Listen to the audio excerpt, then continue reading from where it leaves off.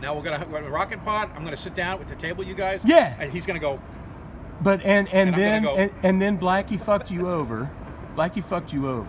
I know Mike He is took like you- killing the whole thing. He but, took you out of the promo pics. I mean, the promo pics are there. We've seen the fucking promo pics. Well, You were in the band. He made me surrender my pictures, my Yep. copies. I said, why? He says, because it's my band and they're my pictures. I paid for them. He knew exactly what he was doing. There would have been no proof.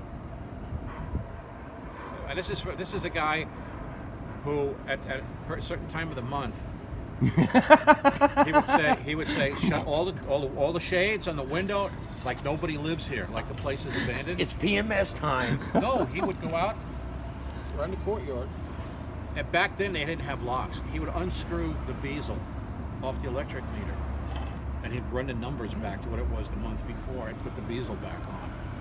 And the guy says, I learned that from Abby Hoffman from Steal This Book. Abby Hoffman was a counterculture hippie guy, and back then they didn't have locks on the bezel, so he would run the numbers back, and then sometime in the month you hear somebody's trying to look in the windows, and, to come to read the meter. Well, it looks like I meter's never the same thought of number it doing was that. the month before. Meanwhile, back in the office, it's like, wait a minute, we're getting a readout here. The numbers don't match. But he got away with that for a few months, and then came back with staff where we were, and it had a locking collar on it. He was like, fuck.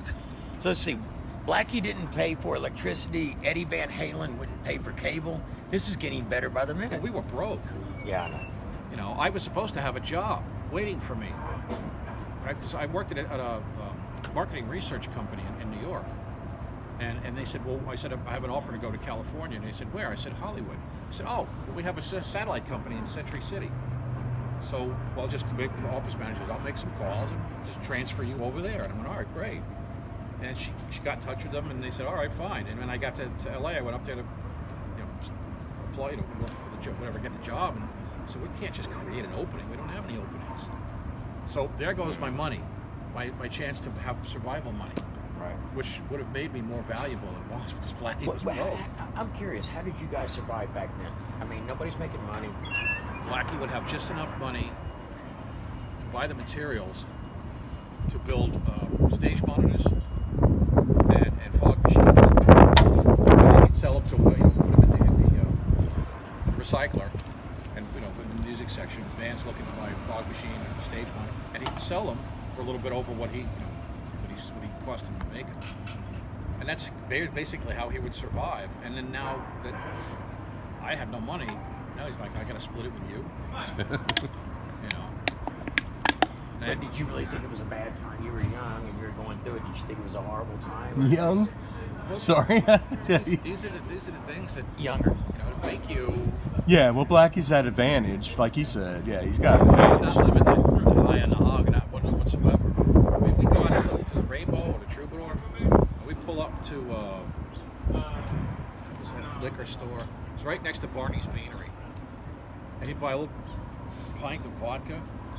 Uh-oh. This is when Security's going to shut us down. This is Just kidding. when his car was running, When his car was running. because it wasn't running when they picked me up from the airport. You got this beat the shit little Volvo or something. I don't remember. And he'd sit there and he'd down his fucking bottle of vodka to get his buzz on. This way you don't have to spend money in the club buying drinks. And we just go to the club. He's already like that, driving drunk. And that was, Only rock and roll, boys and that girls. was the first time That's what they call it, kids. I had to steal food from the supermarket to survive. Wow. What year was that? 84? 82? Okay. We'd go out at night, go around the corner to the supermarket, and he'd get a little container of orange juice and some cookies. I'd go over to the frozen, the cold section, and I'd grab a pack of cheese and some chemicals for my contact lenses.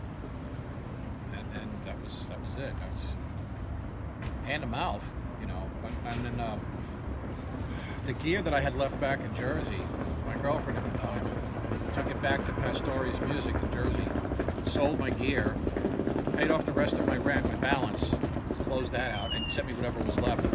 I had like a couple of bucks in my pocket here and there. Jack in the Box is right around the corner from us, so you get like a little fucking cheese, chicken Jack in the Box chicken sandwich or something like that, and then